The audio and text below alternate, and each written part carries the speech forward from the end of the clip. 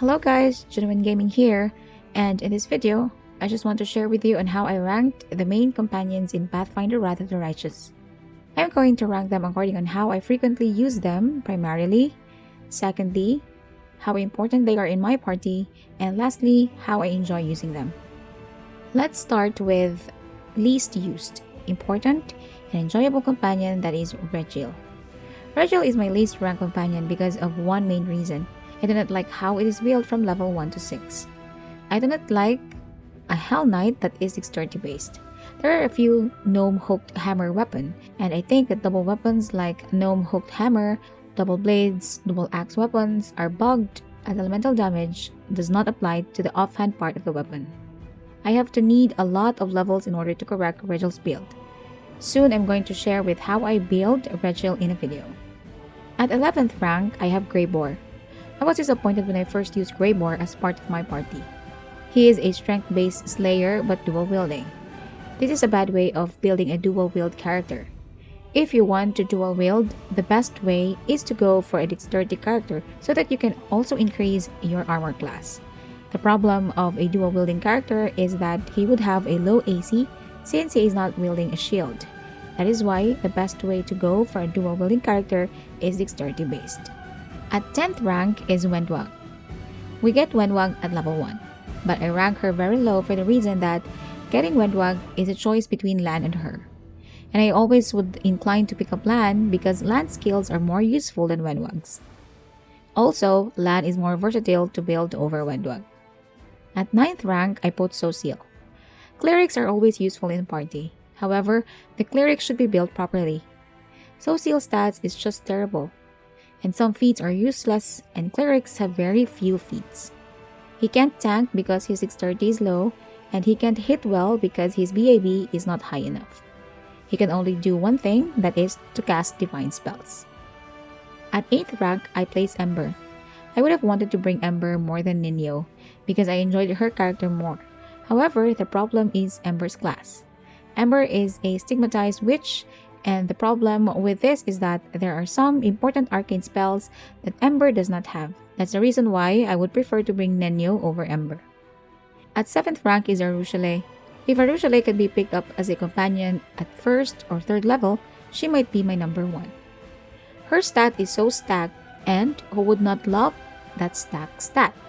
But since you take her at level 9 or 10, that would make ARUESHALAE difficult to customize to your taste. But the good thing about ARUESHALAE is that she is versatile because of her stat. At 6th rank is Ninyo. I find her funny even if others don't. Her class is the very reason she is all the way up here. She is the only pure arcane caster among the choices of companions that you have. Besides that, she can become a very powerful wizard if you build her right. At 5th rank is Daeran. Daeran is an oracle, very useful to a party.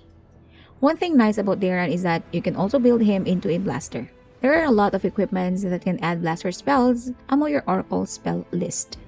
He can also cast Scorching Ray, Hellfire Ray, Fireball, Controlled Fireball, and many more interesting spells because of gears and mythic abilities. 4th rank is WOLJIF. Although he is my most favorite character, I rank him at 4th level because there are more useful characters than WOLJIF. Since WOLJIF has high intelligence, he can be useful as a skilled character. And since he is built a dual wield and dexterity build, which is the best way of doing things, he can also be your main DPS character. 3rd rank is Lan. I find Lan as a kind and good companion. I find him better than Wendwag.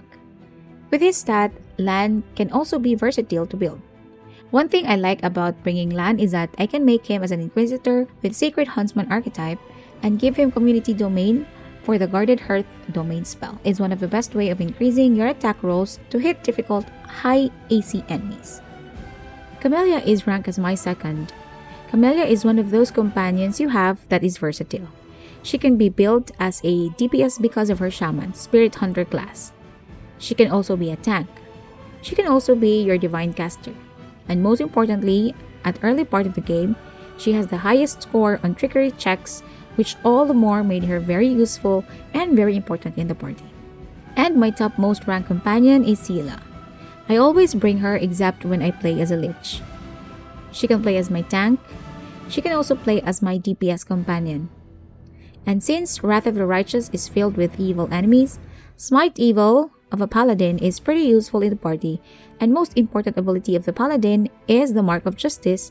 This greatly helps in defeating difficult to hit high AC enemies. So that is how I rank the companions in Wrath of the Righteous. How do you rank the companions in the game? Let me know in the comment below. So I hope you find the video helpful. Do not forget to leave a like to let me know. And if you want more Pathfinder Wrath of the Righteous video, subscribe to my channel. See you in the next video. Ciao!